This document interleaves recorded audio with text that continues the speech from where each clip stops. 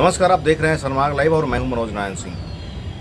लालू के बड़े लाल तेज प्रताप, पूर्व स्वास्थ्य मंत्री, अब चुनावी समंदर में कूदने को तैयार हैं।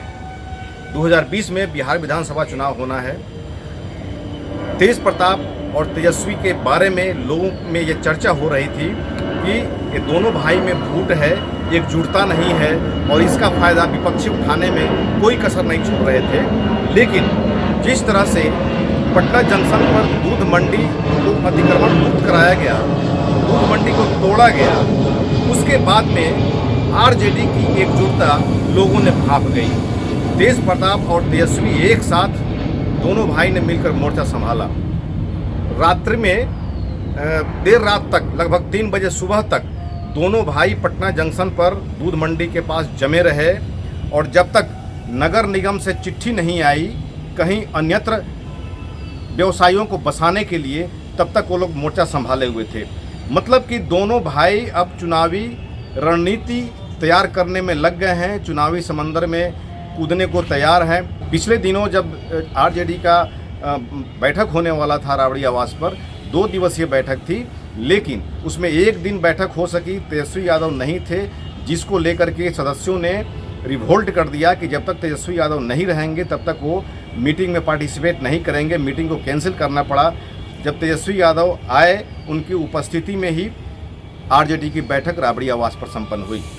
कहने का मतलब यह है कि बीच में लोकसभा चुनाव के से लेकर के अभी तक जो परिदृश्य आरजेडी की बन रही थी, दोनों भाइयों के बीच में बगावत के बारे में लोग चर्चा कर रहे थे, उस पर पटाक्षेप होना प्रतीत हो रहा है।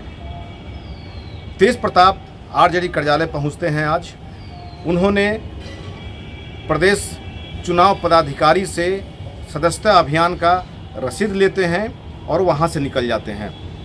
आप देख रहे हैं तस्वीरों में कि किस तरह आरजेडी ऑफिस में तेज प्रताप जो प्रदेश चुनाव पदाधिकारी है आरजेडी के, उनसे सदस्यता अभियान का सदस्यता ग्रहण करने वाला रसीद उन्होंने लिया और इसकी शुरुआत वो पहले अपने विधानसभा क्षेत्र से करेंगे। उन्होंने इस बात पर भी जोर दिया कि आरजेडी से युवाओं को जोड़ना बहुत ज़रूरी है और युवाओं को जोड़ने पर तेज प्रताप बल दे रहे हैं। एक तरह से कहा जाए तो तेज प्रताप और तेजस्वी दोनों भाई के मिलने से हो सकता है कि 2020 का चुनाव मज़ेदार हो जाए, क्योंकि जिस तरह से विपक्षी घात लगाए हुए बैठे थे कि आरजेडी वोट बैंक में सनमारी हो जाएगी, दोनों भाई में फुटमत हो गई है, आरजेडी का वोट बैंक तितर बितर हो जाएगा, ऐसी स्थिति में वो वोट बैंक कहीं न कहीं ट्रांसफ़र होगा ही होगा।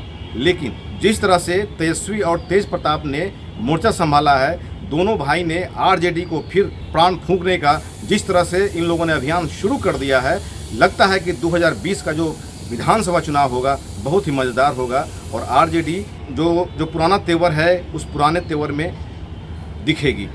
सहयोगी बंटी और अविनाश के साथ मनोज नारायण सिंह, सनमार्ग लाइव, पटना।